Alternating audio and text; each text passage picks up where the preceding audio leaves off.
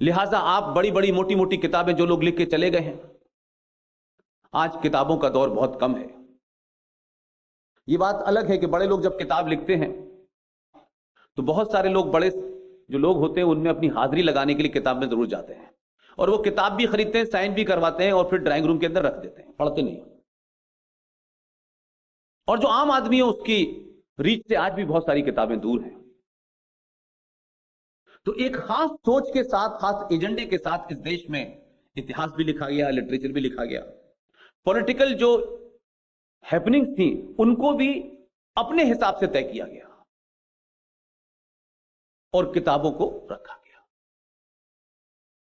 लेकिन आज मैं आपके सामने, खासतौर से जो टीचिंग के फील्ड में हैं, आप चाहें तो, वैसे ये बड़ा मुश्किल है मेरे लिए कि मैं उस्तादों से ये कहूं कि आप ये नोट कर लीजिए, अदरवाइज तो आप लोगों को आदत है बच्चों को नोट कराने की। आपकी मर्जी है, आप नोट करें, आपकी मर्जी है इसको अपने मेमोरी में रख लें, लेकिन इन किताबों को टीचर्स को जरूर पढ़ना चाहिए। जैसे बहुत सी आप नॉवेल पढ़ती है, ये सोच के पढ़ना चाहिए। कुछ अभी लिखे गए हैं और कुछ उस दौर के लोगों ने लिख तो दिया है, लेकिन आपने उनको भी नहीं पढ़ा। ऐसी कुछ किताबों का जिक्र मैं इसलिए करना चाहता हूं कि मुझे लगता है कि आज की जनरेशन, ये सवाल पूछने का उसको पूरा अधिकार है कि जिन साहब को आपने अपने इंस्टीट्यूशन में बुलाया था, ये अपनी बात कह के चले गए हैं, कोई इन्होंने रेफरेंस नहीं दिया है, राइटर का नाम नहीं बताया है, आखिर ये बात कहां से कह रहे हैं। लिहाजा मैं समझता हूं कि जो भी कुछ मैं कहूं उसका जब तक एग्जैक्ट रेफरेंस ना हो, और किताब भी उसी विचारधारा के लोगों ने लिखी है जिन्होंने 70 साल तक रूल किया है। ऐसा नहीं है कि अभी कुछ लोग आ गए, उन्होंने कुछ एक नई किताब लिख दी है और उस नई किताब के अंदर पुरानी थ्योरी को डिमोलिश कर दिया गया है। ऐसी कुछ किताबों में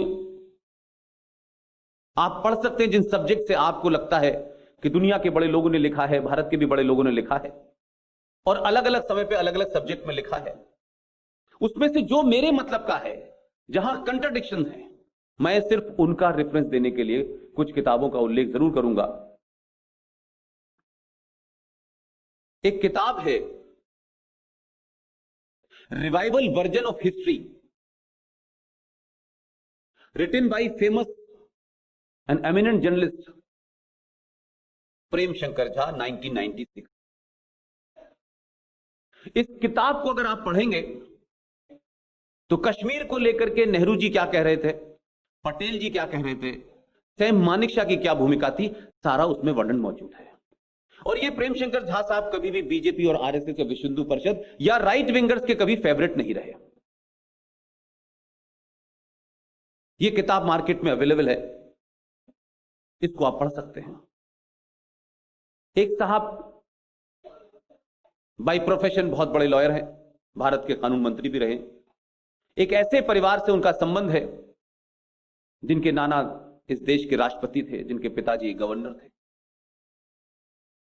उन्होंने भी एक हादसे के ऊपर एक किताब लिखी है और ये उस दौर के हादसे हैं जो हमने अपनी आंखों से देखे हैं। तो हमने जो देखा और उनके देखने में क्या फर्क है, इसलिए उस एजेंडे के बारे में बात करना चाहता हूं। उस किताब का नाम है at home in India, the reinstatement of Indian Muslim, written by Salman Khurshid.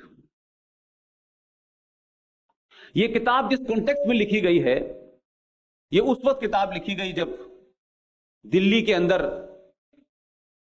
सरकार की देखरेख में प्रधानमंत्री के कहने के बाद, प्रवोक करने के बाद, उस लुटियन जोन में जहां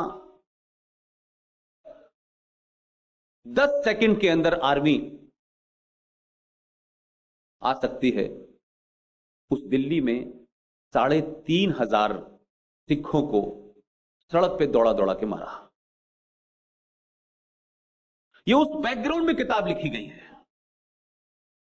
और मैं सिर्फ इसलिए इतना आपको नहीं चाहता, कष्ट नहीं देना चाहता कि आप उस पूरी किताब को पढ़ें। उसमें एक पैराग्राफ है ऑन 1984 सिख जेनोसाइड। उसमें लिखते हैं there was also a terrible satisfaction amongst the Indian Muslims who had not completely forgotten the partition unpleasant aftermath. अगर देश के कानून मंत्री और कांग्रेस के बड़े नेता ये किताब इंदिरा गांधी की हत्या के बाद लिखते हुए ये कहेंगे कि जब हिंदू सिखों को मार रहे थे तो इस देश का मुसलमान बहुत संतुष्ट था, बहुत सेटिस्फैक्ट था उसको, और वो इस बात से खुश था कि हिंदू और सिखों ने ही 1947 में मुसलमानों को मारा था। अगर हिंदुस्तान के लॉ मिनिस्टर की, एक बड़े नेता की ये सोच होगी और वो ये किताब लिखेगा और इस किताब लिखने के बाद भी वो अल्ट्रा सेकुलर है, तो सवाल तो उठना चाहिए। लेकिन ये किताब हमारे न देश ने पढ़ी, न कभी प्रोफेसर से इसकी चर्चा की, न उन लोगों ने जो एलीट हैं, क्योंकि उनका एक क्लब है, वो सारे लोग ऐसी ऐसी किताबें लिखते हैं और शेल्फ में चली जाती हैं। लेकिन आप गलती से 5 जन में कोई आर्टिकल लिख दीजिए, जिसकी गिनती भी मैं समझता हूं बहुत नहीं होगी, और लिखने वाला भी कोई, मैं नहीं मानता कि कोई बहुत ही पॉपुलर फिगर हो, लेकिन उसको चर्चा का विषय बनाया जाता है, इसलिए कि उससे राजनीतिक एजेंडा पूरा होता है।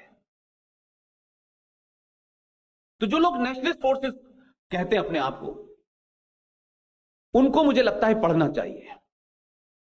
हम हजारों किताबों का रेफरेंस देते हैं, लेकिन बहुत कम कोशिश करते हैं कि उनको पढ़ा जाए।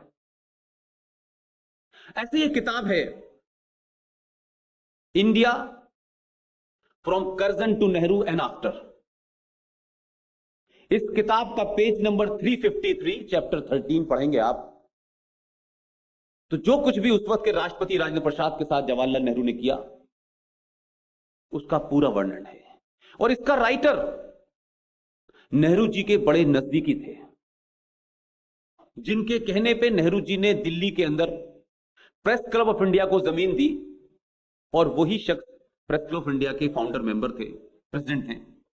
उनका नाम था दुर्गादास, जिनका बेटा बाद में दार्जिलिंग से मेंबर ऑफ पार्लियामेंट बने, और उनकी बेटी आज दिल्ली में हार्डकोर लेफ्टिस्ट जर्नलिस्ट है। उस किताब को पढ़ेंगे तो वो पूरा चैप्टर आपको समझ आ जाएगा क्या हुआ। ये किताबें आई, कुछ ईमानदार लोगों ने लिखी, लेकिन उन किताबों को हम लोगों ने नहीं पढ़ा। इसी तरीके से आपके महाराष्ट्र के एक बड़े इंटेलेक्चुअल है, अब वो नहीं है, उन्होंने बड़ी अच्छी किताब लिखी। उन्होंने लिखा मुस्लिम पॉलिटिक्स इन सेकुलर इंडिया। उन साहब का नाम है हामिद दलवई, इसी महाराष्ट्र के थे। उस किताब का पेज नंबर 23 पढ़ लें तो हमारे देश में एक नैरेटिव क्रिएट